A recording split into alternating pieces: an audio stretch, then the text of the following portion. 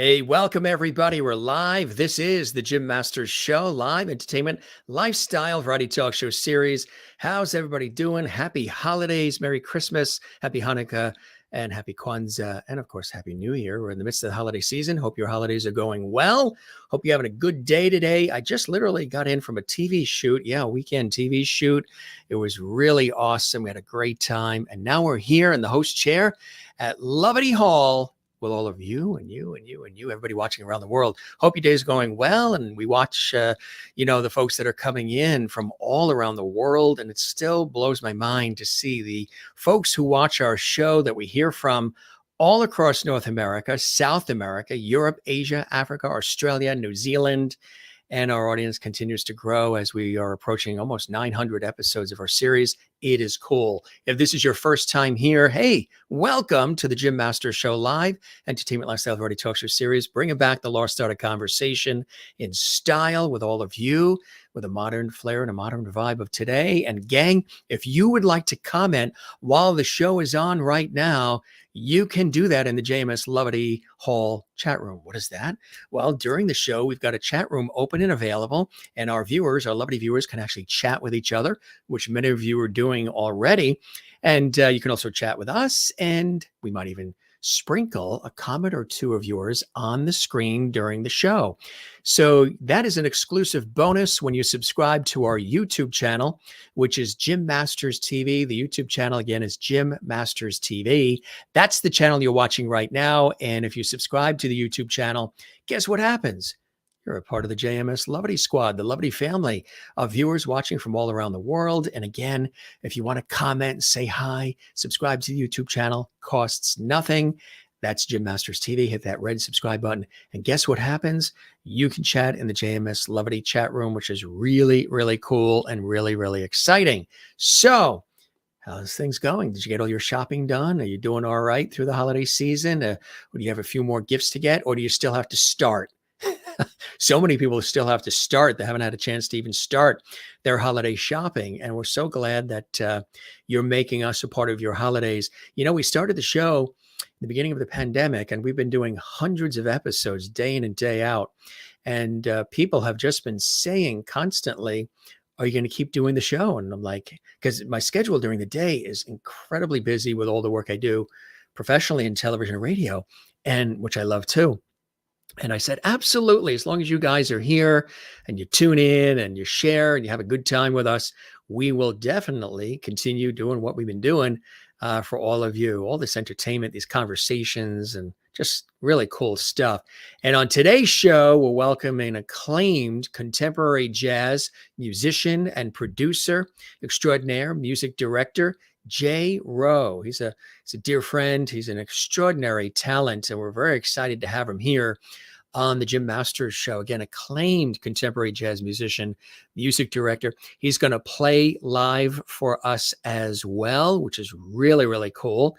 And let me tell you a little bit about his incredible background, which is extraordinary. From the time he was about 12 years old, Jay Rowe knew he wanted to be a musician. His music interest developed at a considerably early age. He really started paying attention to music at age 3.5. He liked the Beatles' Revolver album, which he heard at his uncle's house. So his mother bought him his own copy. He asked for Sgt. Pepper for Christmas when he was 4. From then on, he was hooked. The fact that he chose the piano as his instrument is no fluke. Jay grew up with the piano in his life. Many of his relatives took piano lessons growing up. His grandmother owned a piano, which eventually ended up in the Rowe house. And that was the piano he learned to play on from grammar school through high school.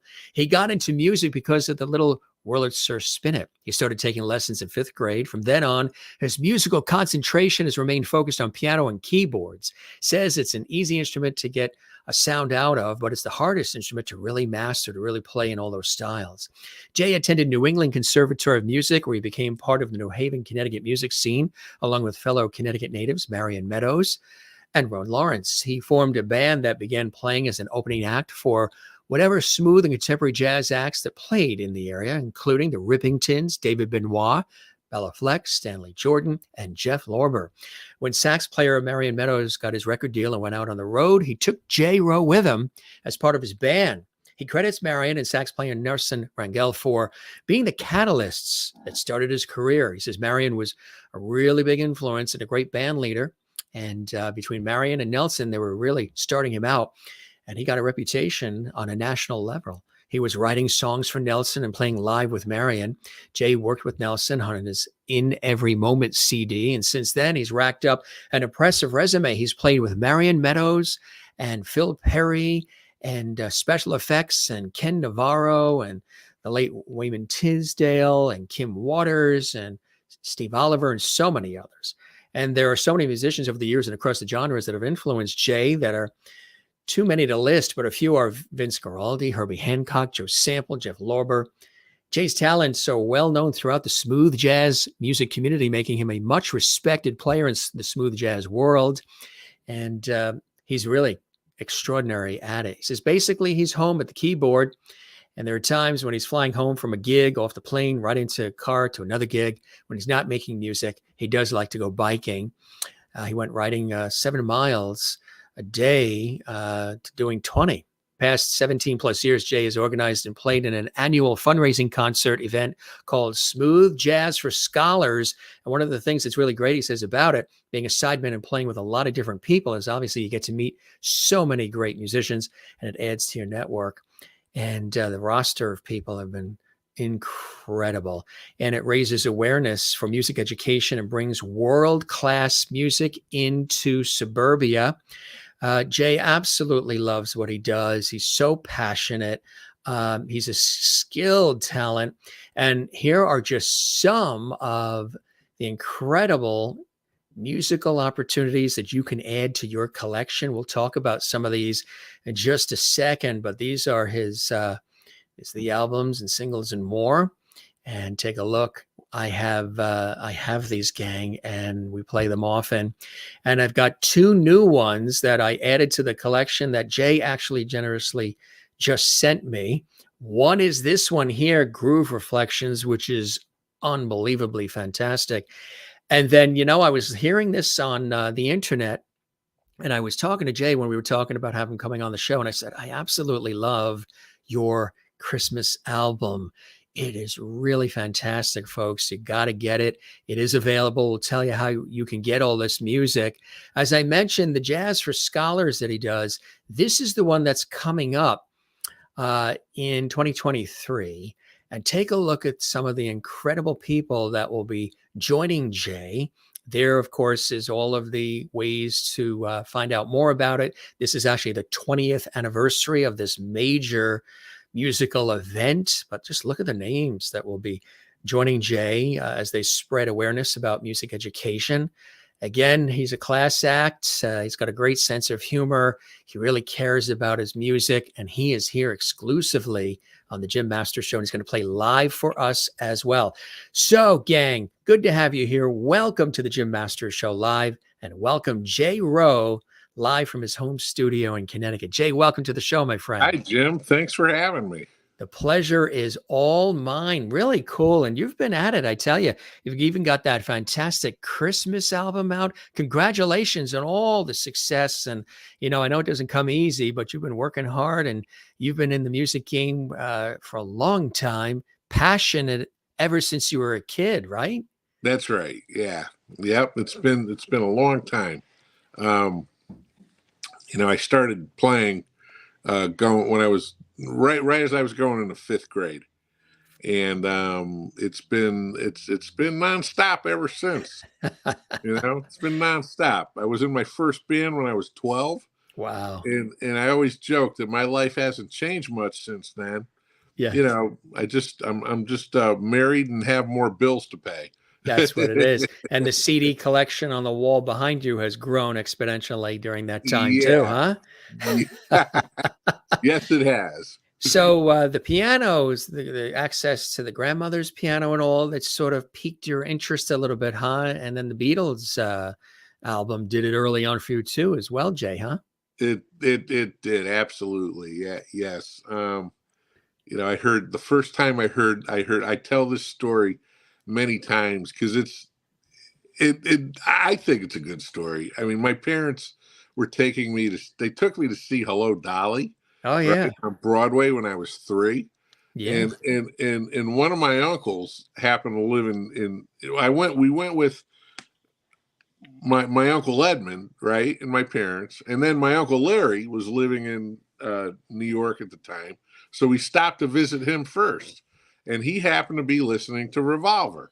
Uh, So, and if you remember the cover of the yeah. Beatles record Revolver, it was a pretty detailed cover, It and was. Yes. for a 3-year-old mind to kind of see that, it was something that was locked into my head, and so about a week or so later, we're in either Reed's or one of the Corvettes, one of the department stores in Bridgeport, Connecticut, with my mom Good old Corvettes. and my younger sister. Yeah, my sister, who was like a year old at the time. So here's my mom in a department store, with 2 little kids trying to keep an eye on both of them, and I see a bin full of Revolver records. So to see that wild cover, like times 5, like, it's like, whoa, I mean, I think I was having a psychedelic experience at 3 years old, without knowing it. But I stood there and stood at the cover. And next thing I know, my mom and my sister are going down the escalator, and I thought I lost them for a minute, and I didn't. And luckily, my mom bought me a copy of Revolver that day, and we still have that original copy somewhere, the mono Wow. version of Revolver, and they just remastered it. You can hear the great remastered version of it on Apple iTunes, or Spotify, I guess, wherever, or you can probably buy it on Amazon. I thought they might be selling it at Target, but they're not. You can't find that at Target.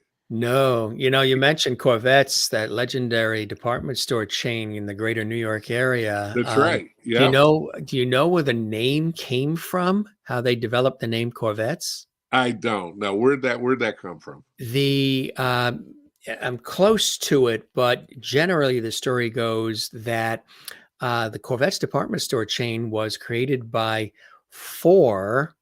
Now they used to call it EJ Corvettes. That's right. I remember that. I The do remember EJ. that.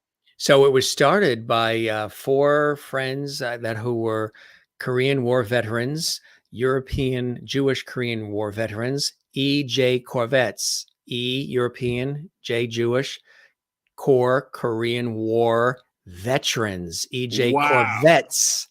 Wow. Kind of cool, huh? Yeah. Yeah, yeah, kind of cool. You learn something new every day on our show. How are your holidays going? You got to be busy, huh? They're going well. Yes. I'm actually I'm preparing. I've been touring with the band Acoustic Alchemy this year. We did a great summer tour and a great fall tour, Yes. all over the US. Great group. Started on the West Coast, made our way back to the East Coast, both tours. Um, and so for the holidays, I will be appearing with them at Pizza Express in London. Wow. Yeah, When do you head out? Soon? head out next Thursday. You do? Wow. Yeah, so we're at Pizza Express with Acoustic Alchemy, December 16th through the 23rd, and then the members, minus the leader of Acoustic Alchemy, Greg Carmichael, we will continue with the band that they put together called G Funk for the last 4 days. After the 27th through the 30th, we'll be playing at Pizza Express with G Funk at that point. So if anybody's in London, come on down. Pizza Come on. Express is a great venue. Yeah, it is, right? Yeah. Yeah. Yeah. Legendary. We had Adam Hawley on the show a few weeks ago, who's on tour right now, and he gave you props in saying that there was you and I were chatting on the phone about it, that when he was here, he was talking about something had happened where Jay Rowe saved the day. Jay Rowe was able to save something major that was happening. Tell us about that, because it was kind of cool. He was explaining the story to us when he was on as a guest. It was the Seabreeze Jazz Festival, which takes place in Destin, Florida, and I was playing down there with with a great guitar package group. It was Steve Oliver, the great, and Nils, and then a guitarist from Detroit, Michigan, who's been around for a long time, sort of a regional kind of guy, but has released records nationally for years. This great guitarist, Tim Bowman. So we were playing at the Seabreeze Jazz Festival. So, and this was kind of a special show because it was really one of the first major festivals that happened after COVID, in late April of 2021.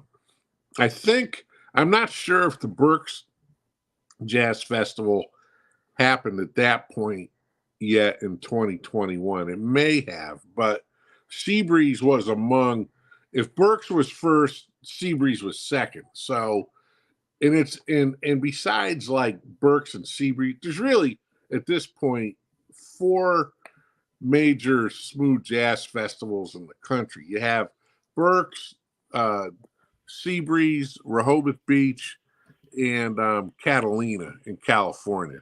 Those are the major ones, and so this was a big deal coming back after COVID. Not doing it. So everybody's anxious to play. This was like the first time we were all playing in front of 5,000 plus people. There might have been. So, there's sometimes 10,000 people at this thing. So yeah, everybody wants to be on top of their game, and it was pretty major. And so unfortunately, Keith Slattery, another great keyboard player who works with Lindsay Webster, he's her he writes a lot of her songs and is her musical director. He was going to be their keyboardist for the day. He somehow came down with food poisoning. Oh, wow. So we're all in the lobby getting breakfast, and then I run into Lindsay, and I didn't recognize her because she had a mask on, and so she's like, Jay, and I'm like, huh? And I'm looking at her, huh? Who's that? And she says, it's Lindsay. Could you play with us? Keith got food poisoning. I'm like, sure. Who's, all right. I said, I have to do, my show at 3:00, but they were on like, I think a couple hours after us or something. They were actually co-headlining. Yeah. Well, we were all co-headlining, but we were on like at 3:00, I think, with Guitar G-Force, and then Najee went on at 4:00, and Lindsay went on at 6. So they're like, yeah, all right, well, yeah, you can do the gig. Could you do? And it turned out we were all rehearsing at the same rehearsal studio. So it like soon after that meeting in the lobby, I'm on the phone with Adam Hawley, and he's sending me, by way of Dropbox, all the charts, So I did my rehearsal with G-Force. They went back to the venue at 12:30 or 1:00, right? I did the rehearsal right after that with Adam Hawley and Lindsay Webster. And I was only able to do like 40 minutes of that rehearsal. Wow. I had the show at 3:00. Yeah. So your own show. Yeah. I went back there and did the show, and then basically was studying their music for the time in between 4:30 and 6:00 when we would be doing that show. And it ended up going really well. And a lot of that, Adam likes to talk about that, and I certainly appreciate Adam, being very complimentary of me, but I also have to be complimentary to Adam and to Lindsay Webster's musical director, Keith Slattery, because their music charts are so clean and accurate, that it made it easy for somebody like me who reads well enough to pull that off, next to no rehearsal. Right, exactly. And I had played with Adam once before. I'd never played with Lindsay. That was the first time Lindsay and I ever played together. Really? And she's amazing. Yeah. She's amazing. She was supposed to play the Smooth Jazz for Scholars show in 2020 that was postponed because of COVID. So Lindsay and I had never worked together, and she is absolutely awesome. And they had an amazing show. I mean, the thing with that show with the COVID, like they were discouraging artists to walk in the audience. And Lindsay and Adam went out there anyway. They did it anyway. And like the security guys are all around them, they're in the audience. Adam has his wireless guitar unit. Lindsay's got the wireless mic, and they're in the crowd doing their thing. And they ended up putting on such a great show that they got to play, Seabreeze again this past year in 2022. And so that's great. And I was, I'm happy that I was able to, in some way help facilitate that. That is so cool. Yeah. With this interest in music at such an early and tender age, Jay, as you were sort of honing your craft and fine-tuning your skills, when you look back, what was like a couple of pivotal moments, opportunities that came your way that really opened the door for people to really appreciate your talent, your passion for what you do, and then your phone started ringing more and more? Well, I would say, a couple things happened because I started playing professionally, like really my junior year of high school. So, and even a little bit before then, and a few things happened. I became part of a regional big band that was affiliated with Yale, the Yale Repertory Jazz Dance Band, which was under the direction of two incredible musicians who were also music educators. A bassist French horn player named Willie Ruff, and then a pianist named Dwight Mitchell. Kind of a strange name, Dwight. People used to call him Dwight. Dwight, it was actually Dwight, Dwike. Where that name came from? Actually, his full name is Ivory Mitchell. Ivory, but they nicknamed him Dwight. Dwight. Who the hell knows why? But that's who he was, and he was an incredible piano player.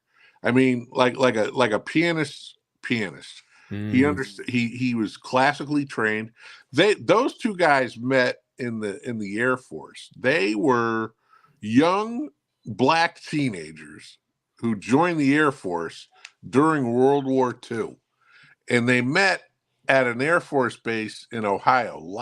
I think Lockbourne Air Force Base was the name of the base. Lockbourne, I think that was it. And it was actually, because the Army was still segregated back then, but strangely enough, they had this amazing Air Force base that had an amazing music program, and they had this incredible Air Force band.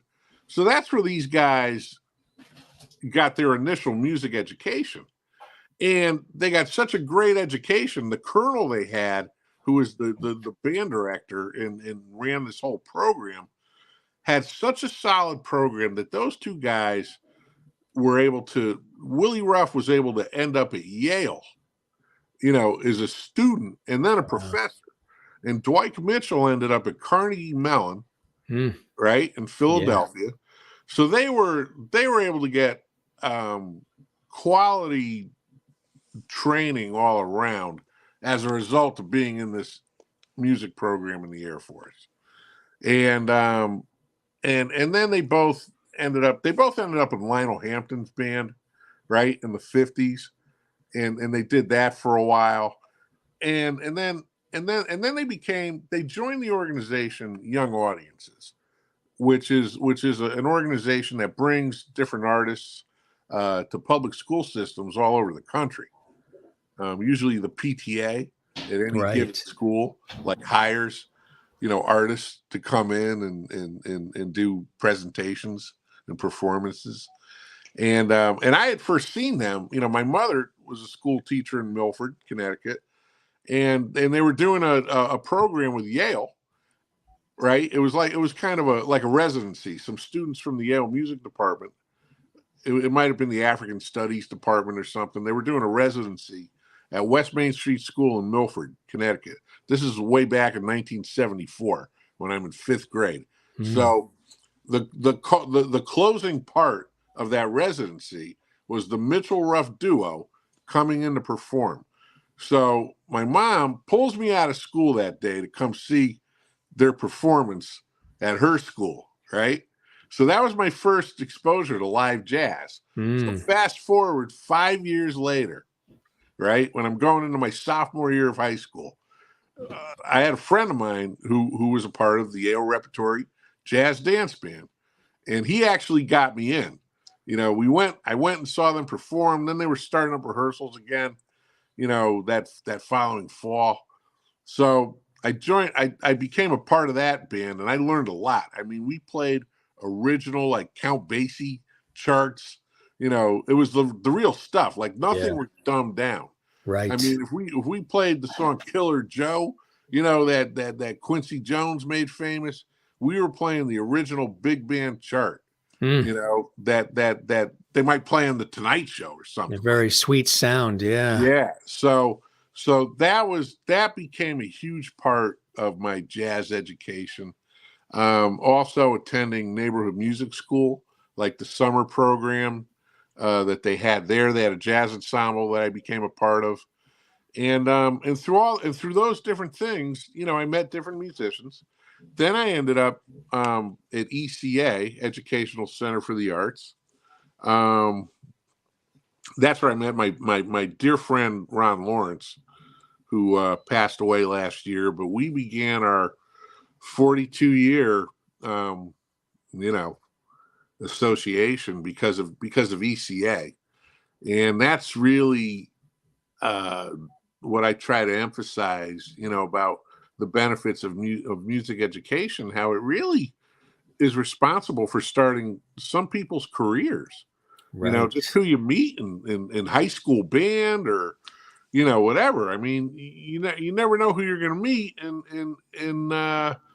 if you have the aptitude and the passion for it, you might be forming, a lasting relationship from those early connections, and it all went from there, graduating high school and then going to New England Conservatory, where I met, a lot of other people who I've worked with over the years. David Mann, the great saxophonist, arranger, Nelson Rangel. Yeah. Nelson and I met at the conservatory. He was 2 years ahead of me. We had a band that won a Downbeat Award. Wow. Right? A Downbeat Magazine Student Award. Nelson submitted the same song to the to the category for best college contemporary jazz instrumentalist, and Nelson won. He was named best contemporary jazz soloist in 1983. And it was the same song that won the group an outstanding performance award. It was wild. Yeah. Nelson made the most out of that recording session. Yeah. Marion Meadows, also very influential in your life. Huh? Oh yeah, Marion. Yeah, in the meantime, Marion was playing at the Foundry Cafe in New Haven. And he had a great band. Marion, Joey Melati, Artie Dixon on drums, and first a bass player named Paul Spinner, then Kevin Jenkins on bass, Brian Keene on guitar. They had one of the best bands in the state. And and Marion really, well, Joey, they've all done very well. Artie played drums with the great pianist Ahmad Jamal and toured with Janice Ian, I think. And then, Joey Melati has been working with Barry Manilow off and on for the last 36 years or so, and played with Michael Bolton and, amongst other people. Joey is like the, one of the musical directors of choice. Yes. And then, of course, Kevin Jenkins, the bass player. Kevin's toured with Cyndi Lauper, Taylor Dane. He's now playing with the blues singer Shamika Copeland. And then, of course, Marion has had a great solo career for the last 30, 31, 32 years or so. And, it was great. It was great. When he got his record deal, I'll never forget the night he came down to Toad's place when they were, he knew he got some tour support for some early shows. And he came down and he said, "All right, Jay, I need you to be in my band now." Right. He like made it official. Because at that point, Najee, the great saxophonist, had sort of stolen Ron Lawrence. Yeah. So Marion was like not upset. He wished Ron well, but it was Marion had always wanted all of us to be with him at some point, and eventually we all were. I mean, there were many shows that Ron, myself, and Marion were sharing the stage together. God, so many years of traveling with that band, and a lot of great memories and great stories. I remember the year we played both Fairmont hotels, in Chicago and San Francisco. After going to Brazil, we did a great trip to Brazil with Marion. It was amazing. You were opening acts. You mentioned New Haven, Connecticut, and there's so much talent that has come out of that area. Of course, and you're talking about Marion Meadows, the Carpenters, Michael Bolton himself, Yeah. even Norman Lear was born in New Haven, Connecticut. Really amazing. And even other great musicians. It's funny. I a childhood friend of mine whose father was a full-time musician. A working full-time musician. This guy, I don't know who's watching, but back in the the 50s through the early 80s was kind of like a certain heyday in New Haven for a lot of different musicians. You had like shows, a lot of shows coming through Oakdale, which is the Oakdale Theater, and Toad's Place. some of the other theaters in New Haven where you had, you know, a lot of the horn players would really be the hired guns for the national touring acts. Like who couldn't afford to carry their own horn section. But there was one horn player in particular, Gene Cipriano. And Gene Cipriano, if you Google him, this guy, he probably moved to California like in the mid to late 50s, because that's when the whole scene in LA was really starting to come to life, with more studio work and all the film scores combined. The Did you pop get music. involved in that world? I never did. No, I pretty much stayed in Connecticut. Once I started working, I kind of stayed put and gradually, uh, made my way around the country while based here.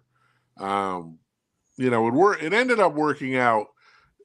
I'm happy with the way it worked out, because I feel like, I feel like I've been able to see the world while maintaining, my roots where I grew up and everything. Well, you've also as contemporary jazz acts, come through over the years, that region, you were an opening act for some of the legendary people and groups, the Rippingtons, David Benoit, Bella Flex, Stanley Jordan, Jeff Lorber.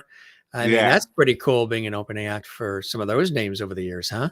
Well, it's pretty cool. And it's really, it's nice to run into them, on the road as well. Like after, a lot of times you see a local opening act, and you figure, oh, it's a local opening act, and all of a sudden, I run into Russ Freeman from the Rippingtons in San Diego. Hey, what are you doing here? Well, I'm here playing with Marion Meadows, Russ, or here playing with so-and-so. And David Benoit as well. And I mean, and the other cool thing, like with people like David Benoit and Jeff Lorber, Lorber was one of my early heroes. he really, hearing Lorber kind of defined the direction that I wanted to go in with my own music. And I first heard Lorber, as a junior in high school. I heard him on WPLR. WPLR used to Sure. play everything. Yes. The first contemporary jazz I heard ever was really on WPLR. Which is known, in recent years as a rock station, but yeah, it's total absolutely. classic rock. But there was a time when you would hear, Pat Metheny's latest record, and then you'd hear a House Party by Jay Giles right after it or something. Yeah. That's my kind of radio promotion, or my kind of radio programming. Yeah. That's what this CD collection represents. This CD collection. Kind of look at that collection, gang. I need a wall. I'm like my own little public radio station. Actually, you looks like you are in a station, and there's their collection. And what's in there? A mix of music. Like if we were to come to Jay's house and we were going to go into his iPod or his stereo system, his boom box, whatever it may be, and I have all those things, including still have the Onkyo turntable, still have the Onkyo receiver, the double cassette deck, the boombox, the KLH speakers, the big speakers. We still have all that. What does Jay like to listen to? Well, okay. So here's what I like to do. I like to, sometimes when I would do my Tito Tuesdays show, right? My Facebook Live Tito Tuesdays, I would occasionally say, okay, let's see if I can stump myself. I'm going to pull out a CD and see if I could play a song from it. So I'm not going to, but this is how wild my collection is. So I'm looking at, I don't know how many people out there remember. Now, I don't have the full cover. Here's the back thing. Liz Phair. I don't know how many people remember Liz Phair. Liz Phair is like this rocker. I mean, I love her. She's an amazing artist. If you like whoever out there likes alternative rock, check out Liz Phair. I mean, she's almost semi-retired now. She made like 4 or 5 records, and now you don't know where she is, right? But here's Liz Phair. So and just down from Liz Phair, I got Night Train by Oscar Peterson. So I kind of run the gamut in my taste. What I listen to, and then of course there's one of the greatest Tom Petty records of all time, Full Moon Fever. You gotta love that. Who we had on the other night? You'd probably really appreciate it if you get a chance to see the episode. We had incredible songwriter Holly Knight with us, and Holly penned so much music in the 80s and 90s. She penned Simply the Best for Tina Turner. Wow. Love is a Battlefield for Pat Benatar. Oh my God. Love Touch for Rod Stewart. The Warrior for Patti Smythe and Scandal. Wow. I mean, countless songs. And she went through all of that. She's got a new book out, and she's going to be appearing, I think, in about a week, next week, I think, at the Cutting Room in New York City. But she talked about her whole career of just like that MTV generation of music that she was a singer, songwriter, musician in a band herself called Spider. But the songwriting is what really took off and responsible for so many incredible major hits from major people, which is extraordinary. Kiss, she wrote music for Kiss. I mean, yeah, there's a lot of writers like that. Yes. I mean, there's. Do you do any of that? Do you get into the songwriting part at all, Jay? I've never written pop songs with lyrics. Most of what I've done has been mostly instrumental music, but I can tell you it's one of the rewards of being a writer. And I wrote like with Nelson Rangel when he first got a record deal. Nelson got a record deal pretty much right out of college, and he needed songs. And because of our success, as college classmates with winning the Downbeat Award and everything, I ended up writing like 9 songs for Nelson that were on his first 4 releases for the GRP record label. And GRP at the time was like they were the biggest jazz label in the country. And I'll never forget when I got I have so much of that music. Yeah. Well, I got a call when Nelson was first signed to GRP. I wrote a song for him that ended up being the title track of his GRP debut, Playing for Keeps. And it was Larry Rosen, who the founder and president of GRP, who came up with that title. So I remember getting a phone call from Larry Rosen, and I'm like, oh my God, Larry Rosen's on the phone. Yeah, Like, that's and, yeah. and that was cool. So yeah, I mean, I've been concentrating on my own music more the last 5 years, but I have a number of songs that I've written for Nelson. Tom Braxton, a great saxophonist from Dallas, Texas. He and I have collaborated on a number of things on his CDs.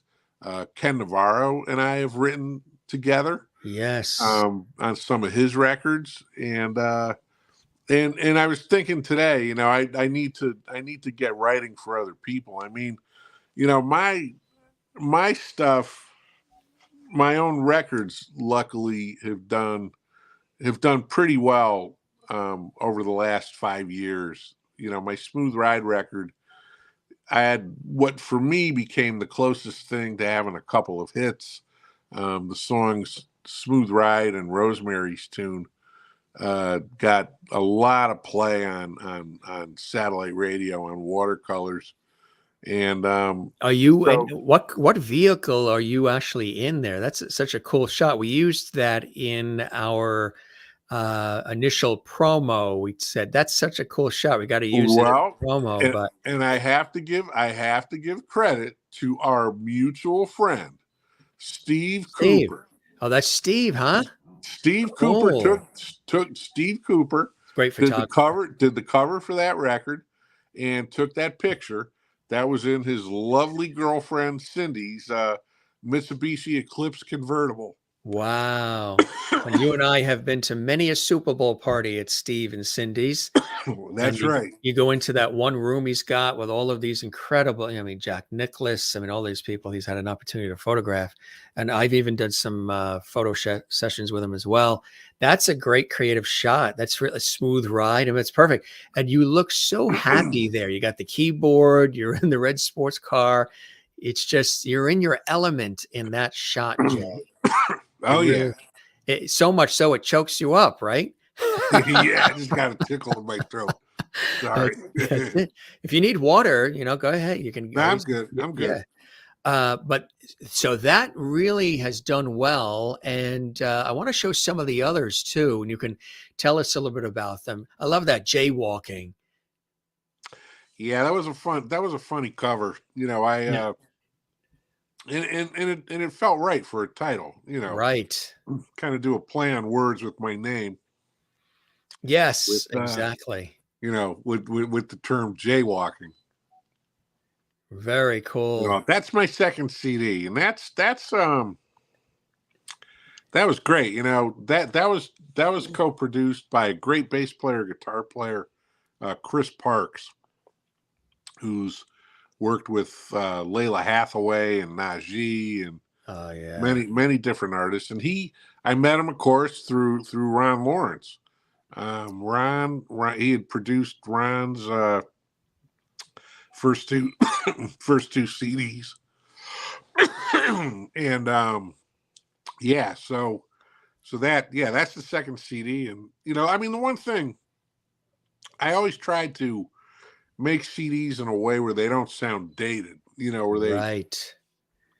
where they still have as much of a timeless quality as possible. Exactly right. Yes, absolutely. And that's the key to it all, to master that, to be able to do that, is, easier said than done. Here's a cool one too. Laugh Out Loud. Yeah, Laugh Out Loud. That came out in 2001. Made pretty much here in Connecticut. Bass and drums are recorded by Paul Opalak, another great bass player, multi-instrumentalist. Has a wonderful studio in Shelton, Connecticut. And many of the people I still work with now. Yeah. played on that record. The great bassist Dave Lavolsi is on Laugh Out Loud. Of course, Ron was on it. You know, Ron Lawrence pretty much played on at least 2 tracks on most of the CDs I put out, you know, through Groove Reflections. Fred Elias, better known as Catfish, played drums on most of Laugh Out Loud. And and that's you know, that's one of the Laugh Out Loud. I'll never one thing I remember about Laugh Out Loud is when I did the CD release party for Laugh Out Loud. I got the call to open up for Jeff Lorber at Toad's Place, right? Yeah, cool. 2 days before my CD release party in Milford at the Milford Arts Center. And it was funny because I thought, oh man, maybe I shouldn't have done this because the shows are too close together.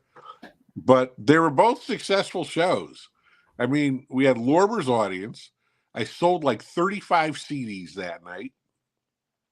Then I did my show, you know, which I was promoting, and you know, it was sold out at the Mac. Over 100 people bought tickets, so it was a win-win. I sold more, you know, it was great. That was a great week. That was a week to remember. That's fantastic, right? Huh? Yeah, and you know, Laugh Out Loud is you know, people discovered over the years, and you know, that's one of my projects now to up my Spotify plays. You know, whoever's out there, feel free to, you know, create Jay Rowe Spotify playlists. Absolutely. Share them with all your friends. Here's another one. That's my single. That's a song called Just Another Love Thing, which features the great saxophonist Steve Cole, who, you know, somebody I've become good friends with over the years. We've played many shows together. He's a wonderful player. I mean, I was a fan before I met him, you know, and he's a good friend now. He's a great guy. How cool to have, you know, somebody that you admired and then they play on the album, they become a friend. I mean, that's sort of the residual of some of this, huh? Which is very, very cool. Yes. Definitely. Red Hot and Smooth. That's my Red Hot and Smooth CD. Yeah, and that CD came out in 2006. Ken Navarro co-produced it with me, did a beautiful job mixing it. One of the songs from that CD that features Ken, a song called The End of Summer, somehow 16 years later, right? It's getting a lot of airplay in China because I'm seeing more and more residual income coming from China. Wow. Of all places. Who knew, so, right? Whoever's out there who writes songs and records them, keep doing it, because you never know when a happy accident's going to occur and you'll make some residual income. Exactly right. Exactly. This is cool too, this one. Yep, that's the cover of my single from Groove Reflections, I'll Love You Later. You know, we wanted to set the mood of the romantic sundown and the glass of wine on the deck. Really nice. That's really, really nice. And then this one too. This is new. Yep, sidestepping. I know. Yes. Now Congratulations. that was the quickest single I ever put out. Was it really?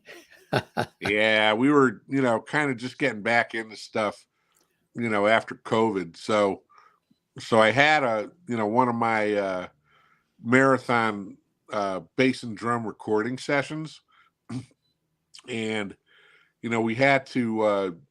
So my co-producer Andy Abel, who's a great guitarist, great producer, he was all booked up for the rest of the week. So my good friend Vincent and Gala stepped in and helped finish this song, and we did it in like 3 days. We had it mixed, you know, recorded, mixed, and mastered in like 3 days, and then it was off to radio. Wow. You should have done it you could have done it in Waterbury, Connecticut, the Mixmaster. That is so cool. That is great. Congratulations on that. Yep. 3 days. Boy, that's something. This is a great one too. And I I was talking about this, and I have it as well because you sent it along, and I can't get enough of this. Tell us about Groove Reflections. This is a great one. Well, yeah, Groove Reflections. It's my latest CD.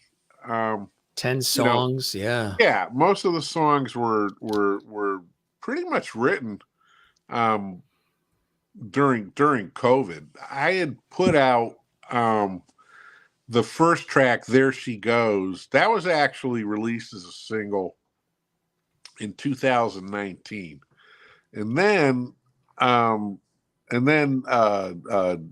"I'll Love You Later" was put out in October of of 2019, and then COVID happened and things were kind of shut down for a while. But by the time September of 2020 rolled around, during lockdown, I definitely had time to finish the record.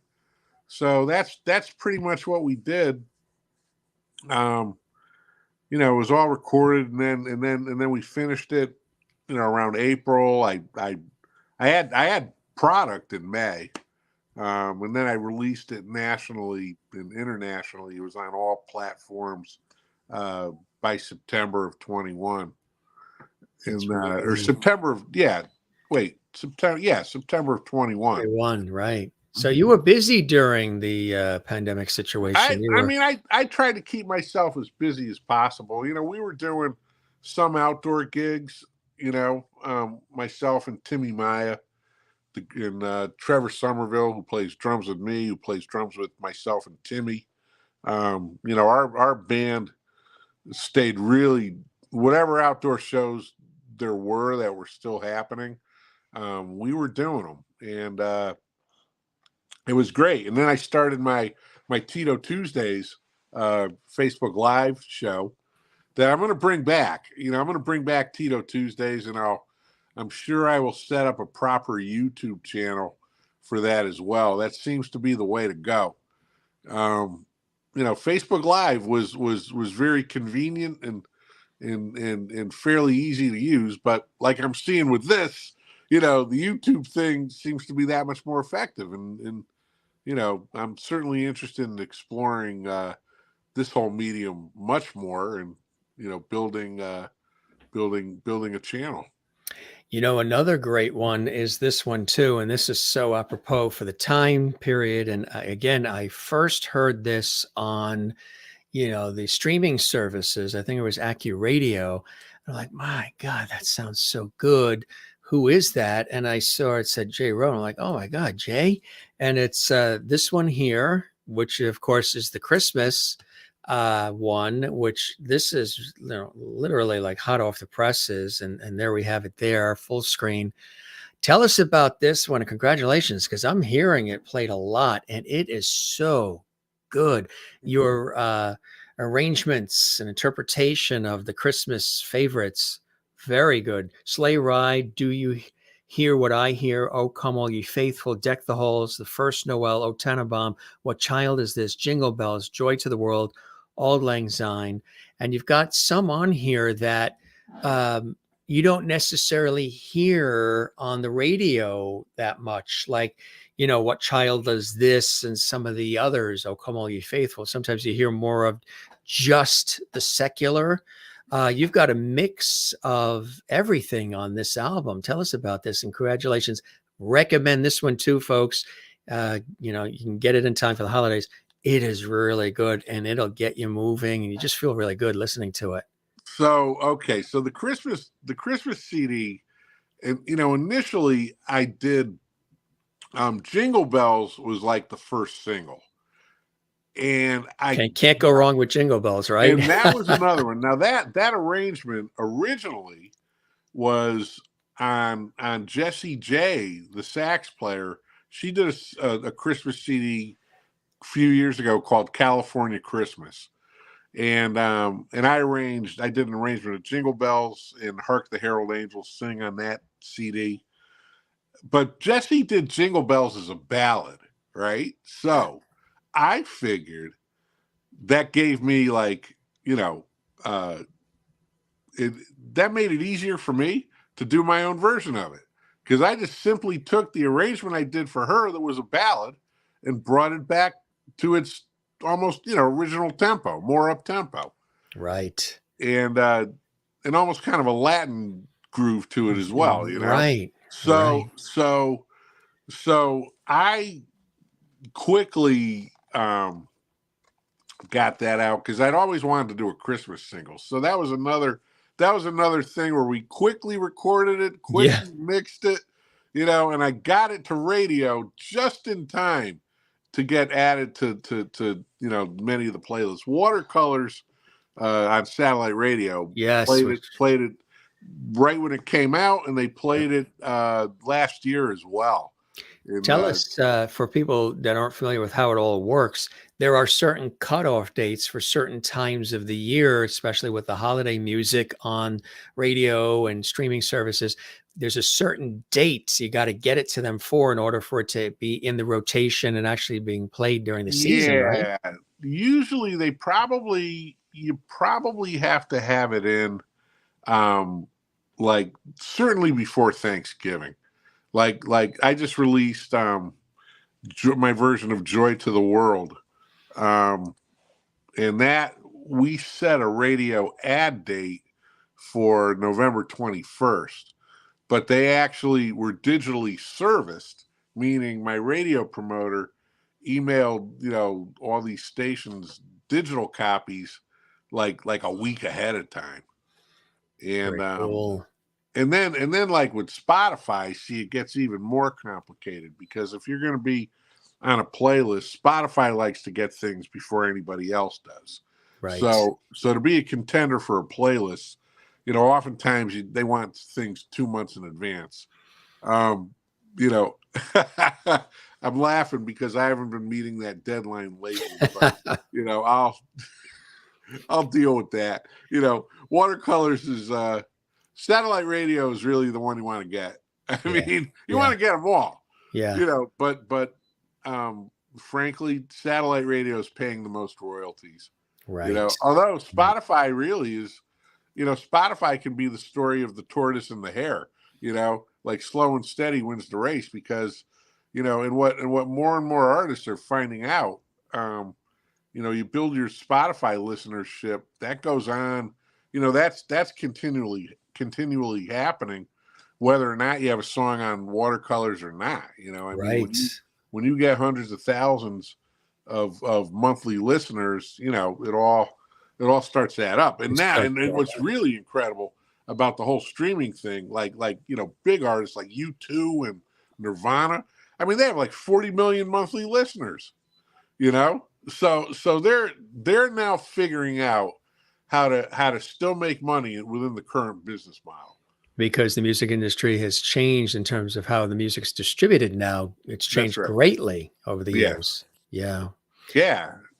But it's it's hard work, and it's not, in some cases it's maybe not as well. I don't want to say it was easy before, because before all this, you really had to have a record deal to be creative in a certain way, and go on tour and everything. Yeah. I mean, home recording equipment is within reach of the average person's budget.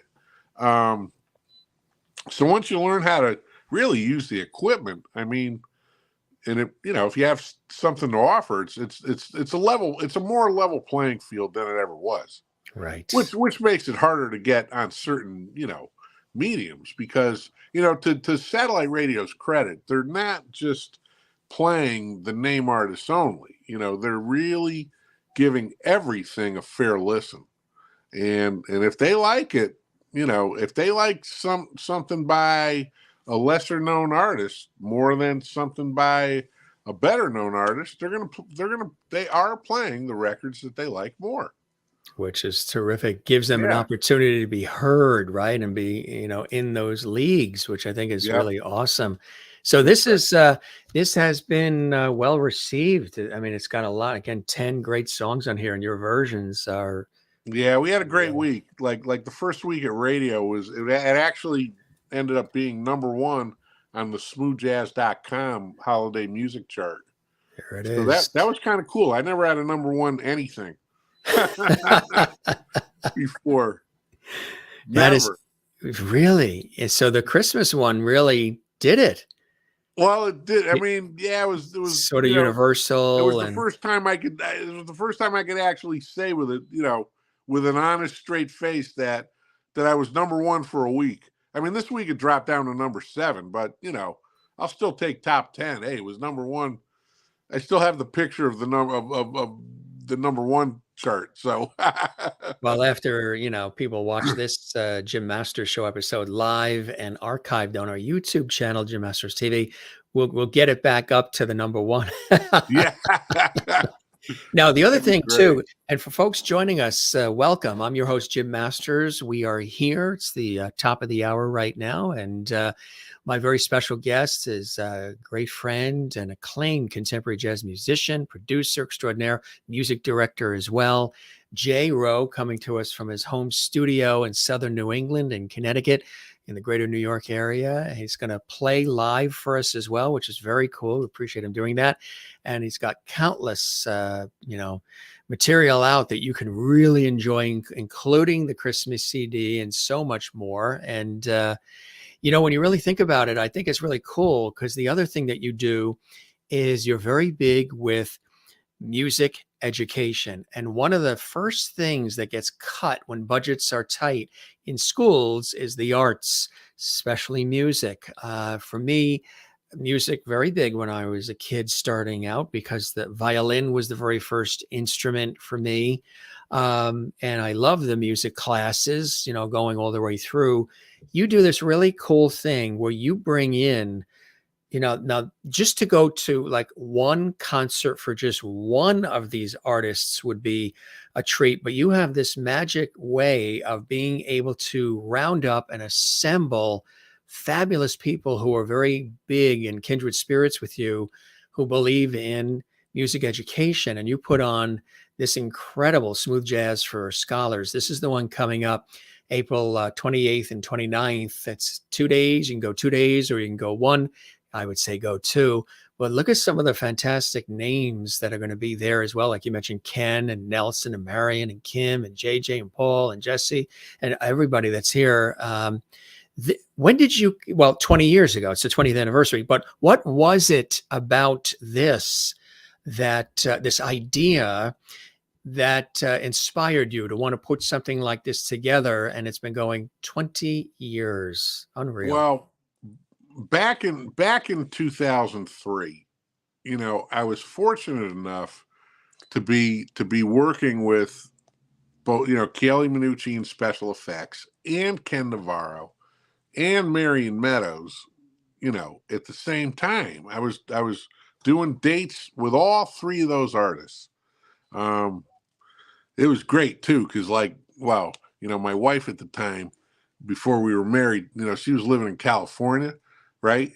And I mean, I was getting to play out there. I think I played the Newport, I don't know, it was the Newport Beach Festival or one of the festivals like 2 weeks in a row, because I was there 1 week with special effects and then the next week with Ken Navarro. So that was great. I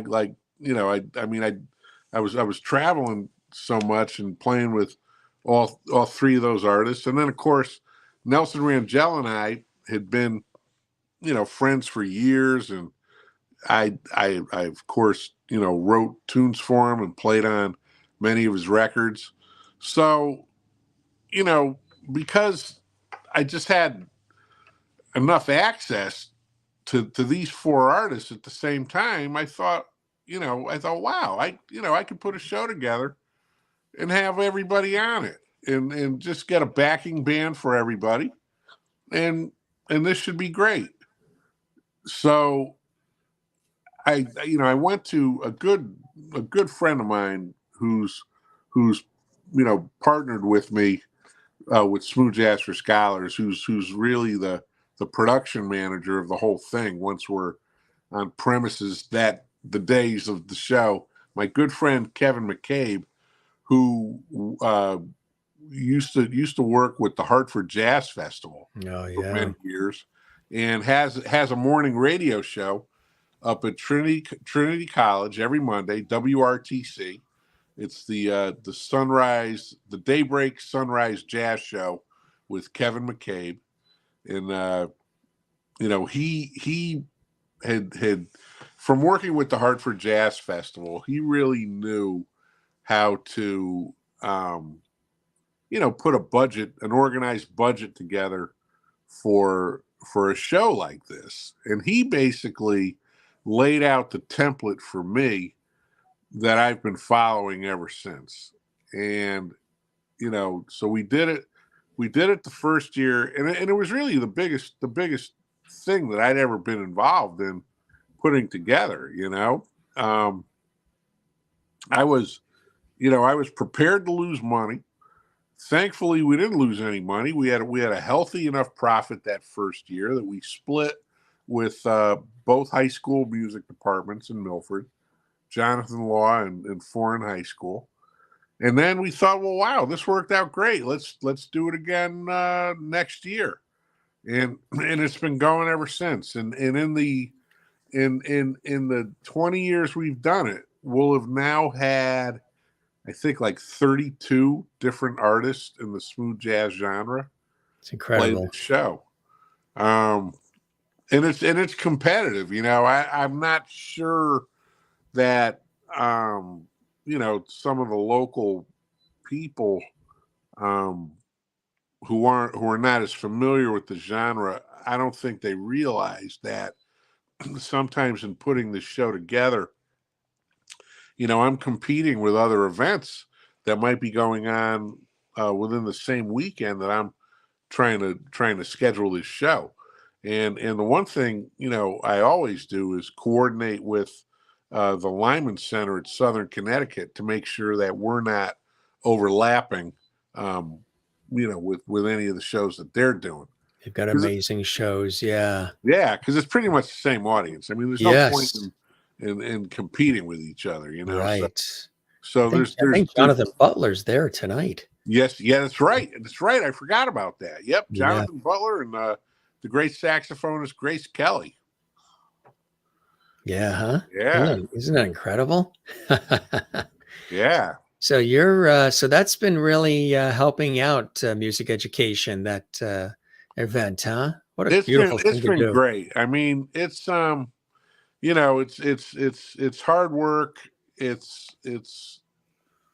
But we've, it really helps. It helps supplement the yearly stipends that music teachers get for supplies and instrument repairs and musical instruments. After we had done the 10th Smooth Jazz for Scholars show, the head of the music department at the time put together a really nice slideshow presentation for me that showed all the different instruments that had been purchased during the first 10 years. And it was pretty impressive.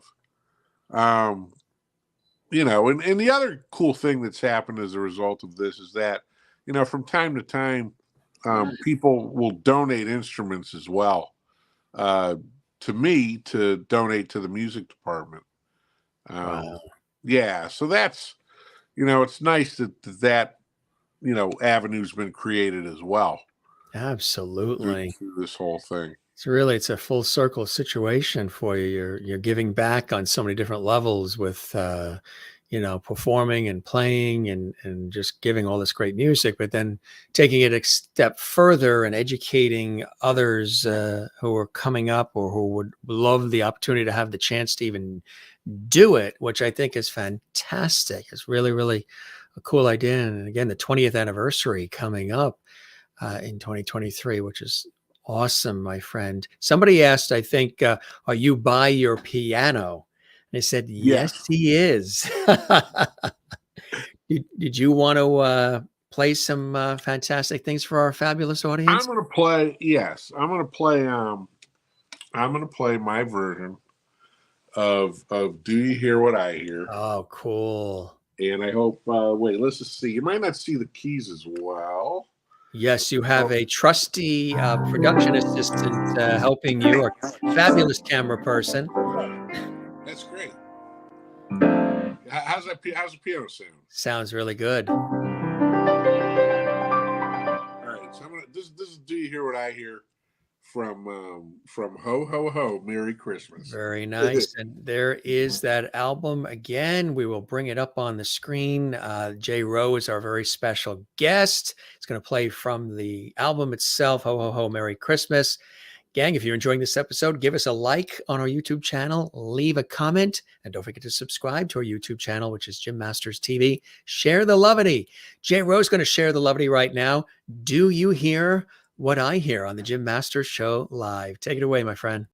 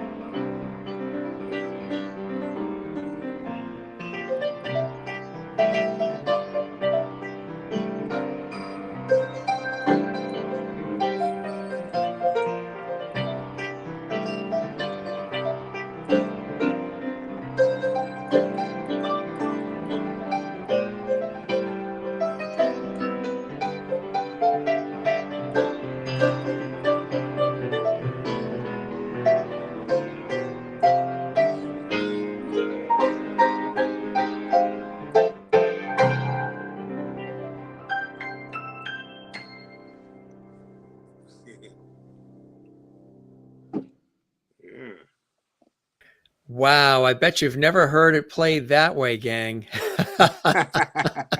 It almost, for some reason, it sounded like you had like all these other musicians with you and all these other instruments. It's like you have 5 hands. I'm glad it feels that way. Oh, absolutely. That's on this CD, gang. They're loving it. They're all commenting. I'll show some comments. Did you want to tickle something else for us while we got you for the holidays? Sure. Let's see. Okay. Ms. Pat in Texas says lovely. Maureen in Arizona says that was fabulous. Crystal in Connecticut says very beautiful. Jay. Sherry Larson in Kansas says nice. Jen Barry in Allentown, Pennsylvania says so good, magical. Wow. Merlin in Canada says happy ho ho ho. Thanks, Jay. Great comments from everybody. Yeah, let's see. Ms. Pat in Texas says, please, more.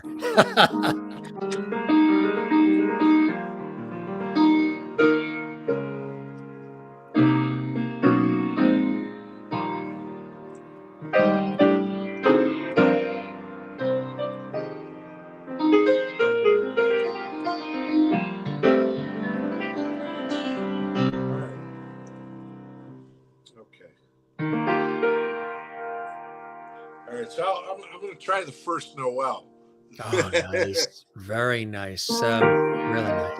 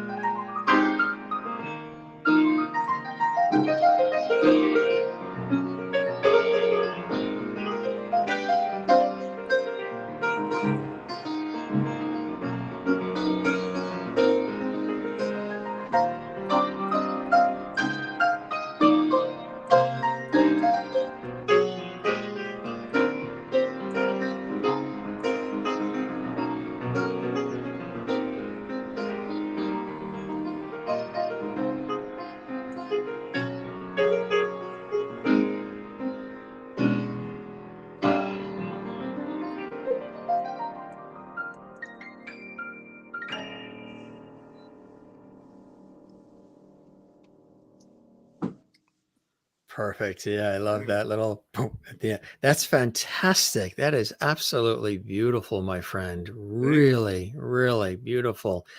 Um, you know what it is, which is what I love about what you do.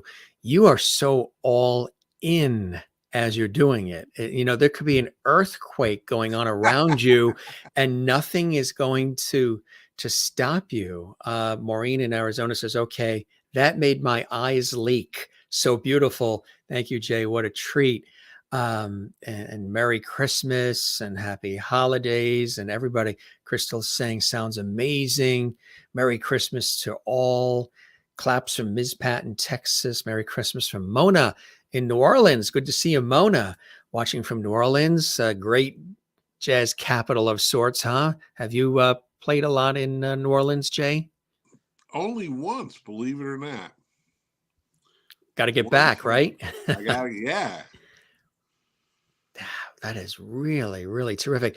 Tell us about the piano that you're playing on too. It looks, that's a beautiful instrument you got there. This is pretty. Yeah. This is a 1987 Baldwin M, and it's technically. I'm looking inside of it to make sure I got that right. Yeah. So and it's technically a baby grand. It's five. It's like 5'4", 5'2" or 5'4", something like that. So it's not quite a full grand. A full grand is like 5'6" and over. I think a concert grand is technically 7 feet. So this is a baby grand, but it's I like this piano a lot. Before I've had it. Oh God, I've had this piano. It's like 18 years this year. Yes. Yeah. On this piano. It sounds really good. And it yeah, it's I've used it, I've recorded on it a couple times. It's on a couple tunes on my Red Hot and Smooth CD.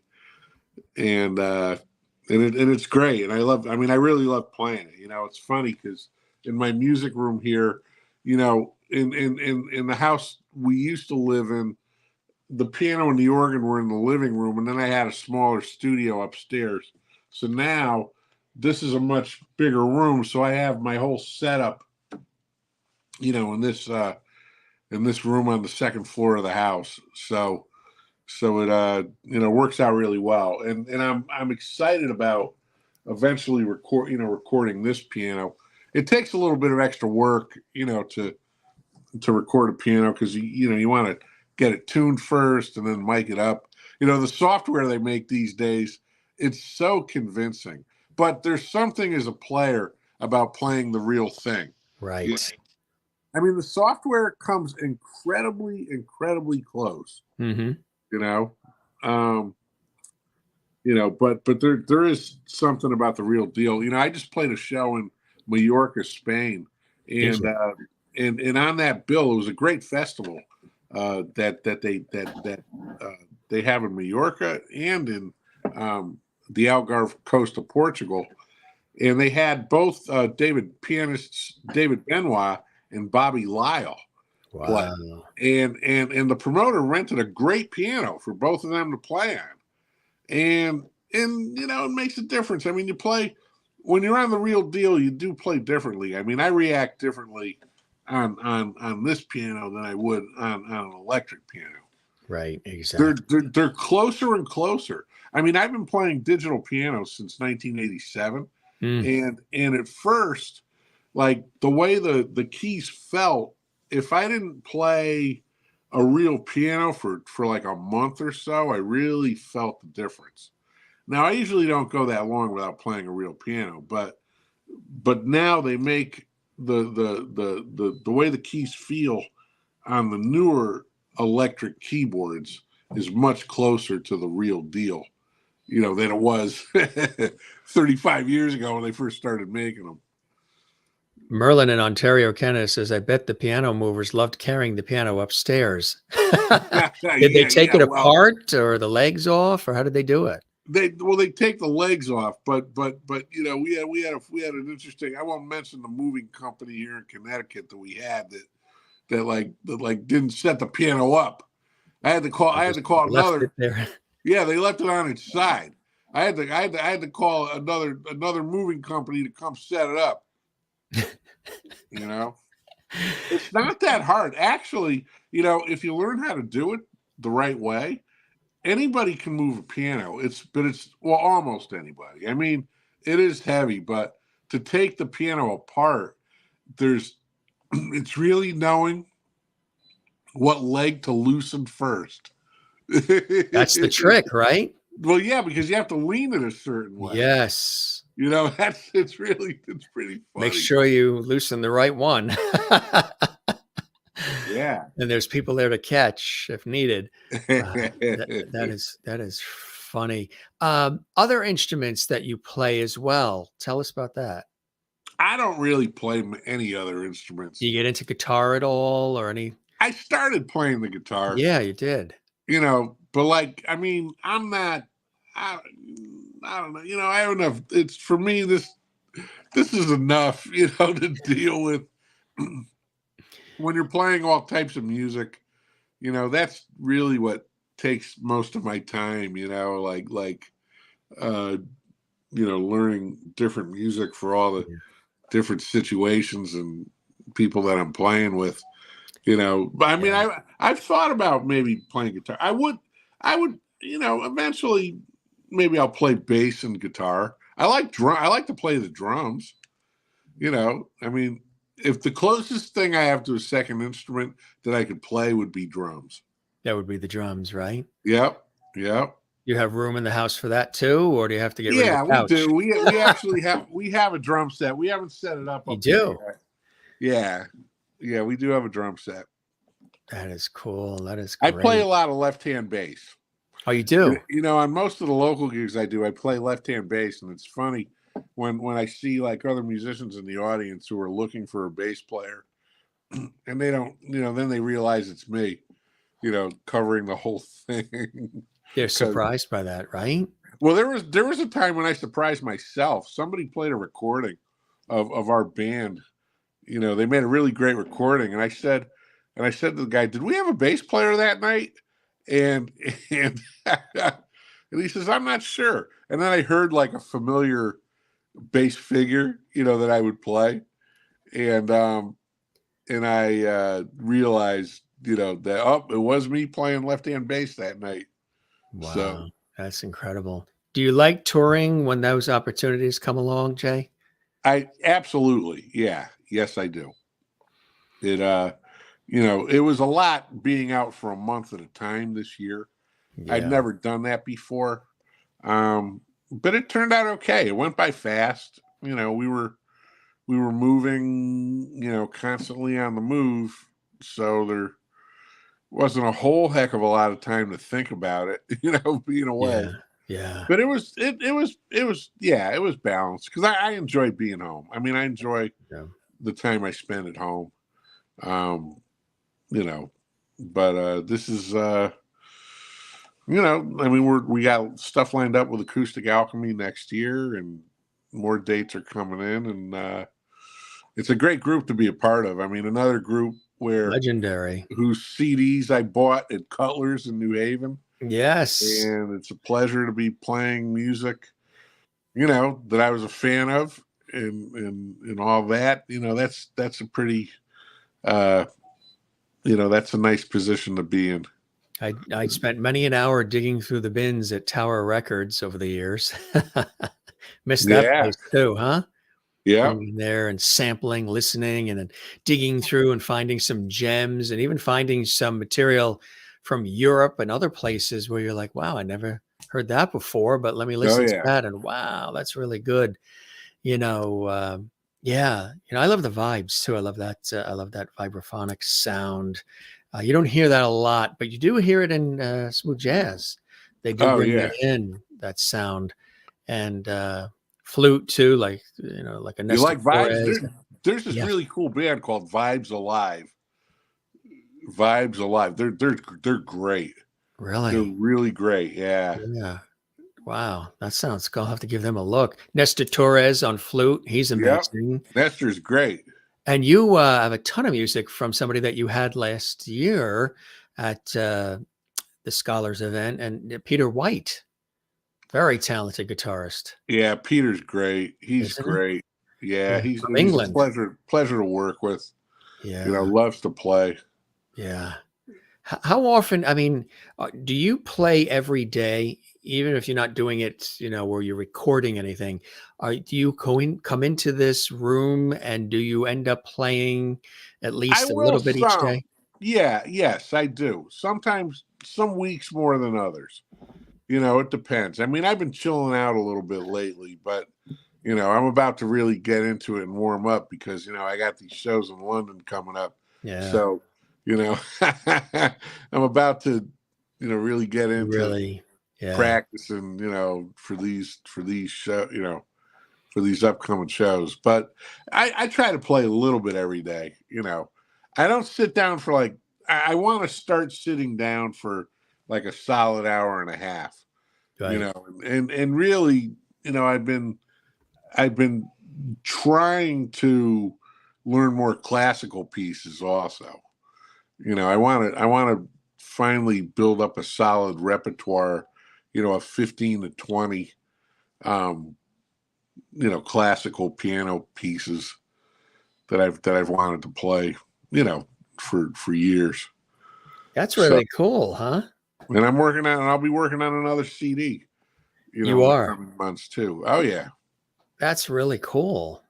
Wow. That's fantastic. We're going to keep abreast of that. We'll keep an eye out for that as well. The website, gang, is jrowe.com. Check out all the music. We showed you It's actually Jay Rowe JRoWmusic.com. music. That's right. The music's in there. So we'll put that in there. Yeah. Because there is another person that's got that name, but I believe they just use the J. They don't spell it out. Well, there's actually a British rapper named Jay Rowe. Yes, that's the one that comes up. There's also a Jim Masters that is British too, and he's a performer, musician, and DJ. Well, Isn't it amazing? thank God listen, if there's only one, for me, that's not so bad. Sometimes you do a search on Facebook for some people and there's like 20 people. If my name was John Smith, there'd be about 100 of me. No, there'd be more than that. There'd be about 100 million of me. That is funny. That's definitely a name you can't have as a stage name. John Smith. How many No, actors do you know named John Smith? You don't, exactly. because Right. you can't have, you can't have that name because too many people have it. Right, exactly. Did you ever think of changing your name for what you do at all? Some people do that. Never. No. But what's really funny, if anything, I've thought of changing my name to Jay Rowe because my full name is John D. Rowe, right? And so on my passport, that's what it says, anything legal, and I'll never change my name because I like signing checks as John D. Rowe, like John D. Rockefeller. Not that I'm John D. Rockefeller by any stretch of the imagination, but I like being able to sign John D. Rowe, but Jay Rowe is a good, what's funny is when you Good have, thing it's not Doe. You'd be John Doe. that's right. Yeah. But when you have a first syllable first name and a first syllable last name, sometimes people will just call me Jay Rowe, not Yeah. just Jay. Hey, Jay Rowe, what are you doing? Hey, Jay Like Rowe, that's your whole name. come over here. That's right. So Ron Lawrence used to tell a joke. He'd say, people ask me, they say, "What's Jay Rowe's last name?" And I say, "Rose's last name, Jay's first name." And then, of course, in Japan, I'm J Lo. Exactly. That is funny. It's like J Lo. Say J Lo. J Lo, we like smooth ride. Exactly. So so people may think that it's all one name, J Rowe, which is kind of cool. That's hip, right? Hey, J Rowe, and that's exactly what happens. Yes. That's exactly how people say it too. So what I tell people, if they say James, Jim, or Jimmy for me, I say, hey, you can call me James, you can call me Jim, you can call me Jimmy, just don't call me late for supper. That's right. Why do you love doing this so much, my friend? You've been doing it a long time. You got so much great music out there. You've worked with some of the greats. You are one of the greats, continuing to produce, continuing to do it. It's not easy. We make it look easy. When people hear all the music, they think, oh my God, they must have just had nothing but fun recording, but a lot of blood, sweat, and tears. You're an independent artist doing your thing. Why do you love still doing it? What brings you that great blessing and joy? Well, I mean, it's just loving music, period. My running saying, a saying I have is if you want to be successful in the music business, you have to love music, period. All kinds of music. You can't just love or like one thing because you might be doing a lot of different things. And I gravitate towards good songs first. There's got to be a memorable melody. They call them hooks, the things that draw you in. I look for that in the music that entertains me, and in the music that I create. I try to have those same qualities in my music because it almost has to be entertaining me while I'm creating it. If I'm losing interest in a song that I'm composing, it's not going to get finished. Right. As you learn the craft of composing, you learn kind of which devices work, or you learn the tricks that help inspire you as you're playing. Yeah. That's Right. what's great about composing at the piano. The piano is a very, visual instrument. You can see the keyboard in front of you. When you've been doing it long enough, you can almost see what your options might be, before you hear them sometimes. And that was really true. Like doing the Christmas CD was sort of like, was in some cases was kind of like recomposing these songs in a way, like harmonically. I used a lot of what they call reharmonization, and that's really a characteristic of most Christmas song arrangements. The melodies are so strong that they lend themselves to many different types of arrangements.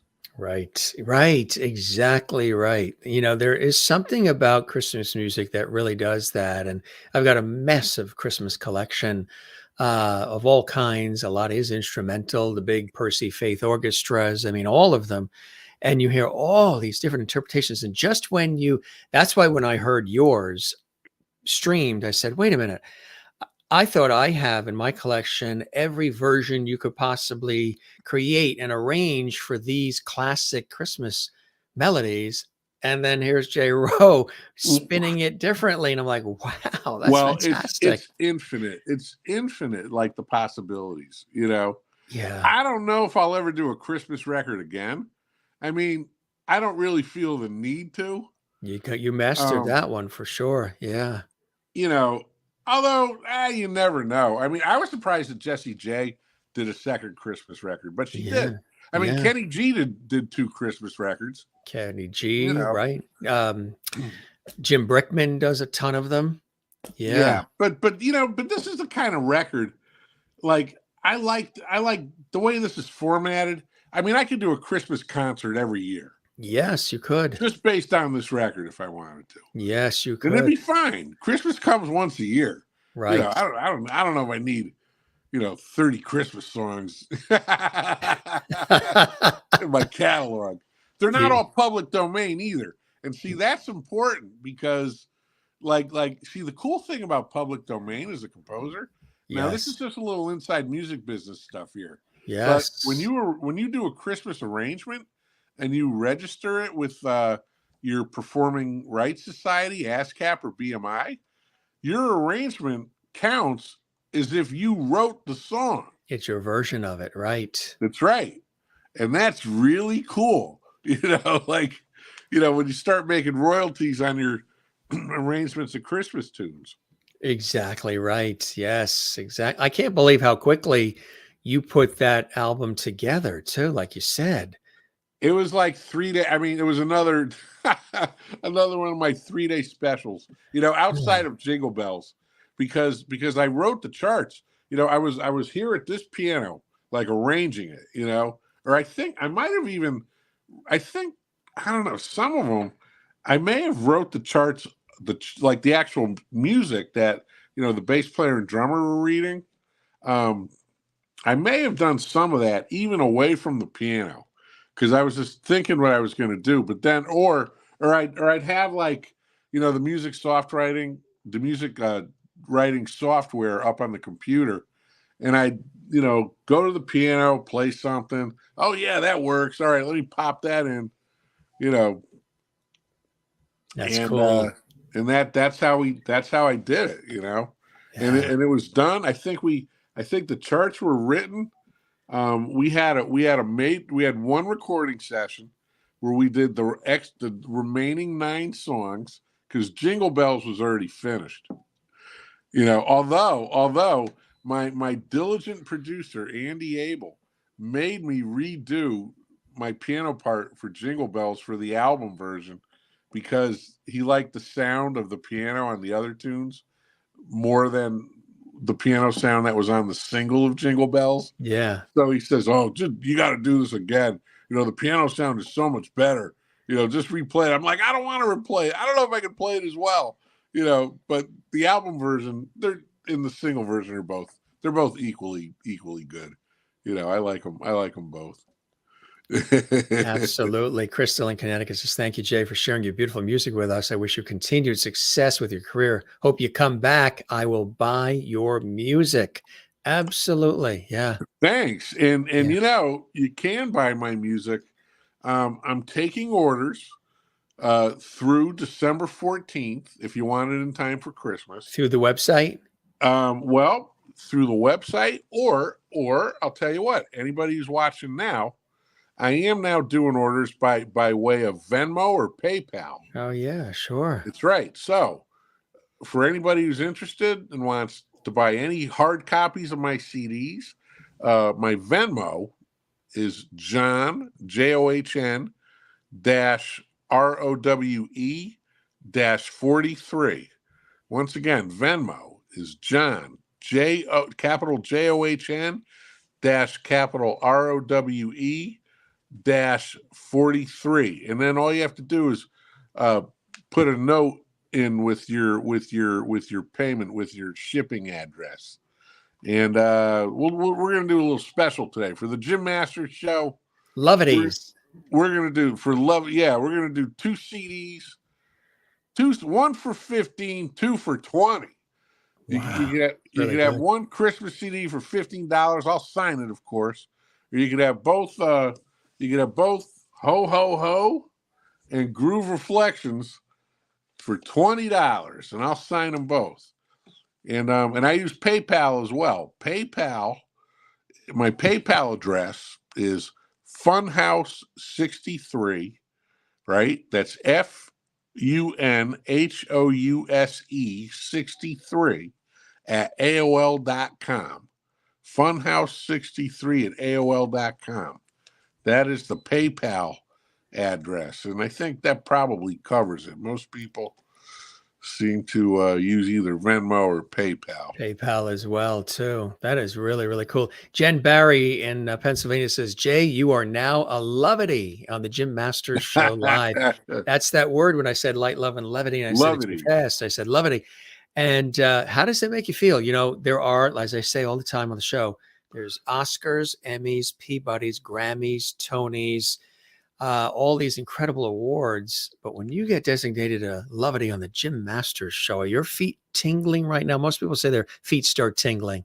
This is an honor. It's an honor. It's an honor to be on this show. I'm feeling the levity, and I will keep playing my music with fluidity. I like levity, fluidity. Say that 5 times fluidity. fast. Listen, I'll tell you that kind of, levity and fluidity sort of rhyme, or So the word fluidity comes from the great saxophonist George Coleman, who is probably most famous for playing on the live Miles Davis CD, Four and More, right? Right. But a friend of mine was taking sax lessons with George Coleman, and George Coleman was talking to him, about playing in a fluid manner through jazz chord changes. And he says, your playing needs to have fluidity, like not fluidity. It was fluidity. Right. So when you play with fluidity, you can feel the levity. That's right. That's right. High five on that one. Yeah. Got that, folks? Yes. When you play with fluidity, you can do it with levity. I love that. That's what happens, kind of like instead of saying, can you do me a favor? Can you do me a flavor? Yeah, exactly. Yeah, I love that. I love that. You have a good time with this, don't you? You really enjoy what you do. You enjoy it. It flows. You're a source of energy that comes and flows in and out of you through the music, doesn't it? Absolutely. Yeah. You're a conduit of good times, my friend. This really was awesome. I hope the show met whatever expectations you had and you enjoyed the time with me as much as I have with you, my friend. This was really cool, huh?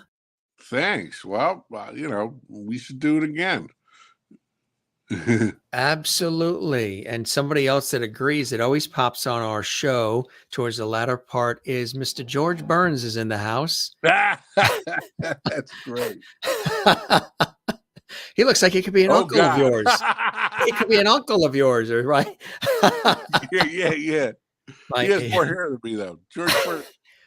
My aunt, actually, one of my mother's sisters, my aunt in Connecticut, actually up in West Hartford, she collected all kinds of real serious dolls. I mean, the downstairs, she had a special room for all the dolls. This got passed down to me, and she collected them, I think, when he was either 99 or 100. And he pops on, he's got his cigar, he's got his red pocket square.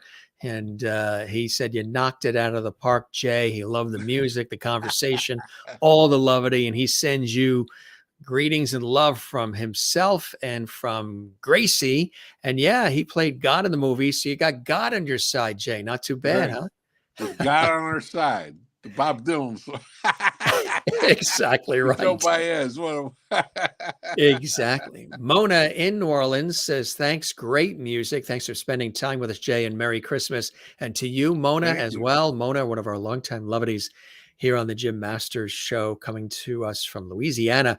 And, you know, Mona has sent me some incredible spices and rubs from Louisiana that we use on our nice. meats, in our soups, our sandwiches. Mona is a dear, you know, lovely. And Maureen in Arizona as well.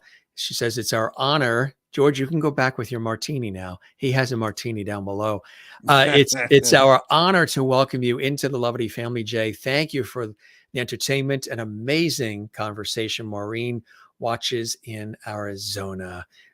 Really, really cool stuff. And this was awesome, my friend. Thanks for all the time. Thank you. You know, we chatted for almost 2 hours. I know.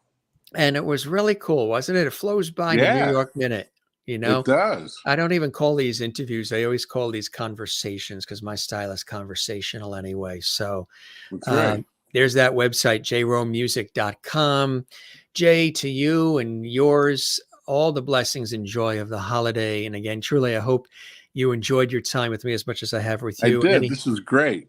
Yeah, I hope it met whatever expectations you had. And we'll definitely keep the porch light on for you. And any final comments about the show or conversation or anything else you want to share, my friend? Just, thanks for having me. And, I encourage everybody who's watching to check out my music. Hey, if you want to buy hard CDs, great. And you can stream and get your friends to stream, because that's become very viable. Also, you can ask Alexa to play me. That's all good too. And hey, if I'm playing anywhere near you, come and see me. And it's amazing how technology has changed things, in an unusual and amazing way over the years, because whenever anybody would tell you to stream, that's usually when you're at the urologist going for an exam. That's exactly right. That has changed Streaming greatly. is a good thing. That's what he would say. You got to keep the stream flowing. Keep it flowing. Absolutely, my friend. Really, really awesome. Spread the word about our show too. I will. Other folks, contemporaries, other folks you work with, play with, they're Sure. all welcome. We've had some extraordinary guests. The Pointer Sisters have been here, and Melissa Manchester, and Florence LaRue, and just Florence LaRue. She was here. Florence LaRue. Freda Payne was here. I didn't realize Florence LaRue was still alive. Yes, and she's fantastic. Marilyn McCoo and Billy Davis still tour. That's right. Yes. And Lisa Gay was here. She was amazing, and just extraordinary people from all backgrounds too, not just music, but really Broadway, Hollywood, television, film, music, stage, culinary arts, sports, comedy, all of it here. It's really cool. Yeah, I started this 2.5 years ago as an aside. I'm honored to be in such good company. It is my pleasure, and we will keep the light on for you. Ms. Pat in Texas says, loved every minute of the talk and beautiful music. Thank you, Jay Rowe. And I second that, Ms. Pat in Texas. Thank you for joining us, and happy holidays. Jay, thanks so much, my friend. Let's definitely stay connected. We are going to be wearing these 2 CDs out along with all the other ones. And I encourage folks again to go to jrowemusic.com to learn more. Spread the word about the Jim Masters Show live series, my friend, and happy holidays to you and the family. You're welcome back anytime. Thanks so much, Jim. Happy holidays to you and your family, and hope to see you soon. Hey, you got to come to the Smooth Jazz for Scholars shows in Yes, April. absolutely. Maybe even We'll before that, take care of that. we'll have you Yeah, pop back on before to promote that. You know what I that'd be mean? And great. if That would be some of awesome. those folks that are going to perform maybe want to pop on to talk it up too, we could put that Sure. together. You Oh, know, that'd be incredible. Yes, thanks so much. That'd be that great. that would be absolutely awesome. And let's throw that in there again. There you go for that, folks. And never too early to get tickets, because this is really popular. I mean, these tickets go fast, don't they? Yeah, they do. That's cool. They do go fast. Yeah, and we're they're going on sale like within the next few days. So Cool. So there you yeah, go. That could be a nice stocking stuffer type gift or something, for yes, it people. could. Cool stuff. You're the best, Jay. Thanks, Jim. Thanks for joining us on the show. And thanks to your lovely wife, who's done a wonderful job as camera person. Nice and Yes. steady. And Yeah. that's it. Steady is the way to go. You be well. Merry Christmas and Thanks. good luck Merry Christmas. and safe Happy New Year. travels to the UK and your London, the tour in London. That is Yep. very exciting. Oh yeah. Yeah. Thanks. Yeah. Have a good time with that. Okay, my friend. All right, Jim. You See be you well. soon. Merry Okay. Christmas. Merry Bye-bye now. Christmas. Bye. Cheers. Jay Rowe on the Jim Masters Show. That's a rhyme for you. Jay Rowe on the Jim Masters Show. Fluidity and lovity together. He's the fluidity. I'm the lovity. Although he is now designated a lovity by all of you. What a great show. So many great comments. People watching from all around the world. We thank Jay Rowe, our special guest, acclaimed contemporary jazz musician, producer, music director extraordinaire, joining us here on the show. He has so much fun in what he does. He plays a lot of great music, produces and performs. I mean, Acoustic Alchemy. If you've never heard any of their music, you should get some of their music as well. I mean, all these names that he's talked about, I have, collection of all. Jeff Lorber. I mean, I have all of their stuff in our Jim Masters library of music. There you go. Look at all this great music you can add to your collection. And this one here too, Live at Daniel Street. That's another fantastic one. And of course, the Christmas, which is a really good one. And you can hear it being streamed now as we speak, folks, just in time for the holidays. And this was really, really epic. A lot of people watching live from around the world. Thanks for all the great comments. Jen Barry says, thank you, Jim and Jay. Fun show today. That is perfect. Glad you enjoyed it. Maureen says, good times today. If Jay's music didn't put you in the Christmas spirit, I don't know what would. I know. Wait till you hear the whole album. It's really, really good. Jingle Bells and all the rest. And Mona, thank you very much as well. Thanks, Jim. Great show. I hope everyone has a great weekend too. Gang, I want to let you know that we have epic guests tomorrow. The Celtic tenors are coming to the Jim Masters Show for the first time. We've had Celtic Woman and Celtic Thunder, and Phil Coulter has been with us, and Sir James Galway has been with us, and so many artists from Ireland and all around. They're going to join us tomorrow live from Ireland, world-renowned Irish classical crossover trio. You've seen them on PBS and everywhere else. They're going to be with us tomorrow, 1 p.m. Eastern. So jot it down. It's an early time, gang. 1 p.m. Eastern Sunday, which will be 10 a.m. Pacific. It'll be 6 p.m. in Ireland, Scotland, and the UK. So tomorrow at 1 p.m. Eastern, 10 a.m. Pacific, live, the Celtic Tenors. A couple of the guys from the Celtic Tenors, I believe Matthew and Daryl, will be with us, and it's going to be amazing. That is on Sunday. If you guys love the Celtic Tenors, this is epic. This is exclusive, and they're coming to the show to stop by for some Irish crack and music and cool stuff tomorrow. Look forward to that. Monday, we have extraordinary actor. He's in The Orville and For All Mankind, the very popular series Yellowstone, and on Max Original, the other two. Also, The Impeachment. He also was in This Is Us on NBC. You know that series, right? This Is Us. Starred in This Is Us as well. But Yellowstone is a runaway hit. and Eric Satterberg, the brilliant actor in that. Also, Rosewood and iCarly on Nickelodeon.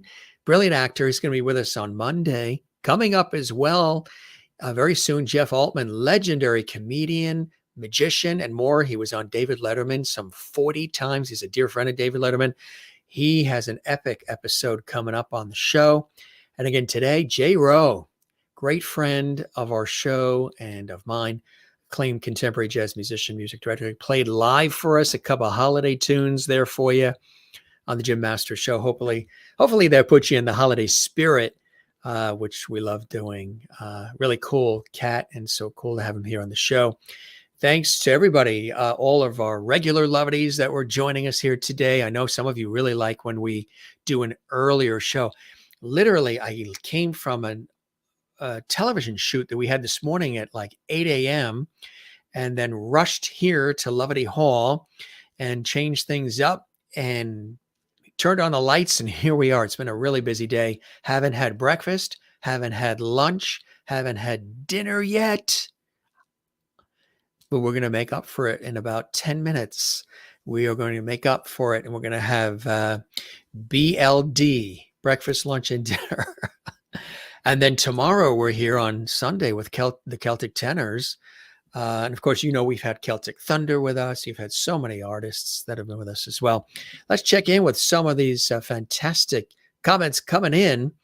Jen says, Jim, I like your tree and decorations festive. Thank you very much. Jen Barry in Allentown, Pennsylvania. And Maureen says, Jim, I don't know how you do what you do day in and day out, all the behind the scenes work that goes on. I can't even. Oh, yeah, that's right. There's a little inner secret with that. I can't even. I have the card, on display, and I'll get that, and I want to show that. Maureen gave me a card personally that says, I can't even. And it's so apropos for this. And thanks, Maureen. I'm all ready for our Irish crack with the Celtic Tenors. Yep, I got my Irish Jameson whiskey. She's all set. 1:00 on a Sunday. She's going to have it set. She's going to be ready to go. Miss Pat in Texas, have a great evening, everyone. I'm off to sleep. God bless there in Texas. Take a nice rest for you, Miss Pat in Texas. Thanks for joining us, everybody. Great music, conversation, entertainment, laughs galore during the holiday season for you and you and you and you on the Jim Masters Show. We don't say goodbye. We say cheerio, sláinte, moilup, ciao, cheers, hasta la vista, sayonara, shalom. We say, what else do we say? I think sayonara and all the rest. Ciao, cheers. And we edit in cheerio. Take care, be well. We'll see you on the next episode. We'll be back tomorrow for those that are watching live. Special time tomorrow, 1 p.m. Eastern, 10 a.m. Pacific. If you want to join live, if you ever miss any of our episodes, they're all here on our YouTube channel at Jim Masters TV. Matter of fact, subscribe to the YouTube channel. That helps us really grow. We really appreciate that when you do that. You see the red button, subscribe on our YouTube channel, Jim Masters TV. It doesn't cost anything, and really important, when you do subscribe to the channel, hit subscribe, make sure you click the notification bell. There's a little bell icon next to the word subscribe. Click that so you'll get alerts about all of our episodes, special times that we do the shows, like today was a special time earlier, and also tomorrow's a special time as well. So click that. And of course, don't forget to give this episode a thumbs up, like, and leave a comment on the YouTube channel as well. We love when you do it in the Lovelady Hall chat room, but if you can leave a comment on the actual episode on our YouTube channel, that really helps us big time as well. And gang, don't forget to relax. Listen to some of Jay Rowe's fabulous music. Kick back and relax and enjoy, and let all the troubles just float out to sea. Merry Christmas, everybody. Happy Hanukkah, happy Kwanzaa, happy New Year's. We celebrate our holiday season together here on the Jim Masters Show Live Entertainment Lifestyle Variety Talk Show series. Really spectacular. We have great conversations. We don't put any time limit on it. We let it roll. And these are epic. They really are. And you know what we're going to be listening to? Yes, Groove Reflections and Ho, Ho, Ho. Merry Christmas. These are fantastic, and all of them are. And I thank Jay for sending those along. You guys are the best. All right. Cool stuff. We love you. Jen says, see you tomorrow. She'll be here for those watching live. If you're watching this Memorex, you're watching this later on in the archives, stay right here. There are hundreds of episodes of our series that you can enjoy on our YouTube channel, Jim Masters TV. Love you all. Take care, gang. Thanks for joining us in this episode of the Jim Masters Show Live. I hope you get something out of these shows, whether it's a smile or you learn something or you're entertained, you're informed, whatever you're getting from what we're doing, all of these epic episodes, hundreds of shows. Thanks for being here. Thanks for stopping by.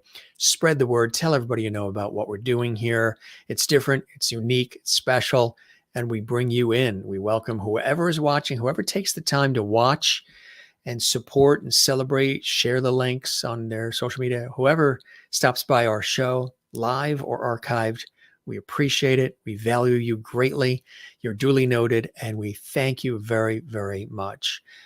Sometimes I don't think people thank others, enough. And I'm big on that. So we thank you for watching, supporting, celebrating, and sharing. And keep tuning in. We're here for you, and we love doing it. So, yeah, cool stuff. You guys be well. I have to have breakfast, lunch, and dinner now.